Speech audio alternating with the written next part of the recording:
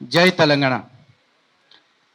తెలంగాణ రాష్ట్రం గురించి ముందుగా చెప్పాలంటే తెలంగాణ రాష్ట్ర పోరాటం గురించి మాట్లాడుకోవాలండి. ఎందుకంటే ప్రతి రాష్ట్రానికి ఒక చరిత్ర ఉంది, కానీ మన పోరాటమే ఒక చరిత్ర. ఇక్కడ ఆ చరిత్రలో భాగస్వాములైన ఎంతోమంది ఇక్కడ ఉన్నారు. మొదటగా మీ అందరికీ ధన్యవాదాలు, అభినందనలు తెలియజేస్తున్నా. అలాగే నేను తెలంగాణ పౌరుడిగా ఉన్నా, కానీ తెలంగాణలో పుట్టల, ఆంధ్రాలో పుట్టి ఇక్కడ బతకటానికి వచ్చిన వ్యక్తిని. ఇలా నాలాగే బ్రతకటానికి హైదరాబాద్ని అమ్మలాగా అనుకుని, తెలంగాణని తల్లిలాగా అనుకుని వచ్చిన వాళ్ళు, వేరే వేరే రాష్ట్రాల నుంచి వచ్చిన వాళ్ళు చాలామంది ఉన్నారు. మేమెవరూ రాష్ట్రం కోసం పోరాటాలు చేయలేదు, వీధుల్లోకి రాలేదు. కానీ రాష్ట్రానికి వ్యతిరేకంగా కానీ, తల్లికి వ్యతిరేకంగా కానీ ఈ రోజు వరకు ఒక్క స్టేట్మెంట్ కూడా ఇవ్వాల. కానీ మమ్మల్ని ఈ రోజున చాలామంది విమర్శనాత్మకంగా మాట్లాడుతున్నారు. రీసెంట్గా చూసుకున్నట్లయితే ఈ సోకాల్డ్ ఈ ఎర్ర టీవీలు అంటారో, ఎర్ర టీవీలు అంటారో, వాళ్ళు నా మీద కూడా ఒక ప్రోగ్రాం పెట్టి వీడు ఎక్కడో ఆంధ్ర నుంచి వచ్చి ఇక్కడ హిందువుల్ని లేదా వేరే మతాల మధ్య చిచ్చులు పెడుతున్నారు అని మాట్లాడారు. అందరికీ ఈ సందర్భంగా ఒక స్పష్టత ఇవ్వాలనుకుంటున్నా. నేను ఎక్కడ పుట్టాను అనేది పక్కన పెడితే, నేను ఇక్కడ బతుకుతున్నాను. ఈ తల్లి గురించి మిగతా వాళ్ళు ఇచ్చే స్టేట్మెంట్ కంటే నేను ఇచ్చే స్టేట్మెంట్ ఒకటే, నాకు ఫస్ట్ తెలంగాణ ఫస్ట్ అనేది నా స్టేట్మెంట్. ఏ విషయంగా అనుకుంటే తెలంగాణ ఆత్మగౌరవ విషయంలో, తెలంగాణ అభివృద్ధి విషయంలో, తెలంగాణ స్వేచ్ఛ విషయంలో, తెలంగాణలో శాంతి భద్రతల విషయంలో అన్నింటిలో కూడా తెలంగాణ ఫస్ట్ అని కోరుకునే వ్యక్తిని నేను. అలాగే దేశవ్యాప్తంగా చూసుకుంటే తెలంగాణ ఫస్ట్, ఎందుకంటే నేను ఇక్కడ బతుకుతున్నాను, ఇక్కడ నాకు ఉపాధి దొరికింది కాబట్టి. ప్రపంచవ్యాప్తంగా చూసుకుంటే నాకు భారత్ ఫస్ట్, భారతే బెస్ట్, భారతే లాస్ట్.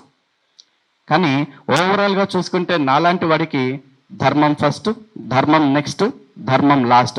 ఆ ధర్మం కోసం బతుకుతాం, ఆ ధర్మం కోసమే చేస్తాం. ఈ క్రమంలో మేము ఎక్కడైతే ఉంటున్నామో ఈ దేశంలో తెలంగాణ అంతర్భాగంగా ఉంది కదా, ఈ తెలంగాణని ఈరోజు విడగొట్టాలని ఎవరైతే చూస్తున్నారో వాళ్ళు ఈ రోజున ఆంధ్ర తెలంగాణ అని మళ్ళీ విభజన వాదం తెస్తున్నారు. ఎందుకంటే ఉద్యమం జరిగేటప్పుడు నేను బాగా నోటెడ్ అయిపోయిన నినాదం నాకేంటంటే, ప్రాంతాలుగా విడిపోదాం, ప్రజలుగా కలిసి ఉందామని చెప్పారు అందరూ కూడా. నేను దాని పట్ల ఆకర్షితున్నయ్యాను. సరే విడిపోతే ఎక్కడికి, పవన్ కళ్యాణ్ గారు ఇంటర్వ్యూ చూసా, విడిపోతే భారతదేశం నుంచి విడిపోతుందా తెలంగాణ? కాదుగా, ఇంకో రాష్ట్రం ఏర్పడుతుంది. తెలుగు వాళ్ళకి 2 రాష్ట్రాలు ఉంటాయి, ఒకటల్లా, అంతే అనుకుని సరిపెట్టుకున్న వాళ్ళలో నేను ఒకడిని. కానీ ఈరోజు విడిపోయి ప్రశాంతంగా ఉంటున్న వాళ్ళని మళ్ళీ ప్రజలుగా కూడా విడదీయాలని కొంతమంది బయటకు వచ్చి మాట్లాడుతున్నారు.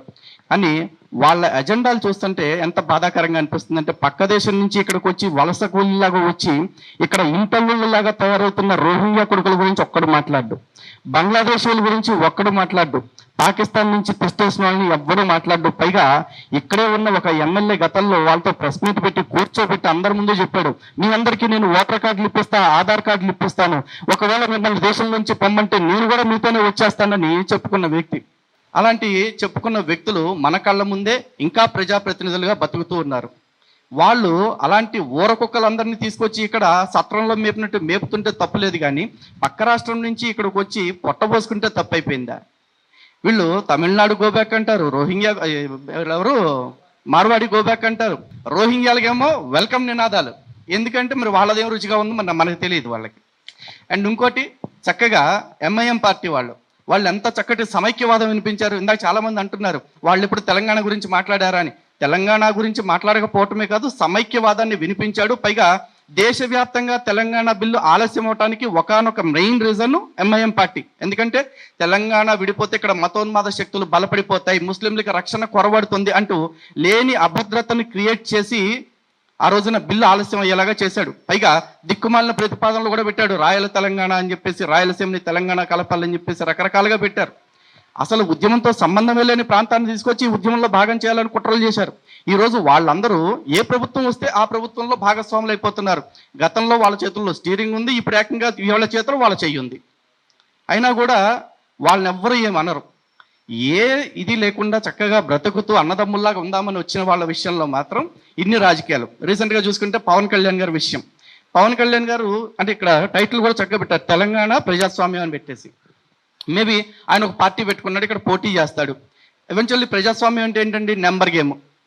ప్రజలు ఆమోదిస్తే పవర్లోకి వస్తాడు. అయ్యా మాది సెట్ అవ్వదు, మీ వాదం వేరు మా వాదం వేరు అనుకుంటే పక్కెళ్ళి కూర్చుంటాడు. లేకపోతే ఈ సిపిఎం సిపిఐ పార్టీలాగా తోక పార్టీలాగా మిగిలిపోతాడు. కానీ అది అసలు మాట్లాడనే వద్దు, రానే వద్దు అని చెప్తున్నారంటే ఎందుకంత భయం వీళ్ళకి మరి ఇప్పుడు? అది కూడా అర్థం చేసుకోవాలి.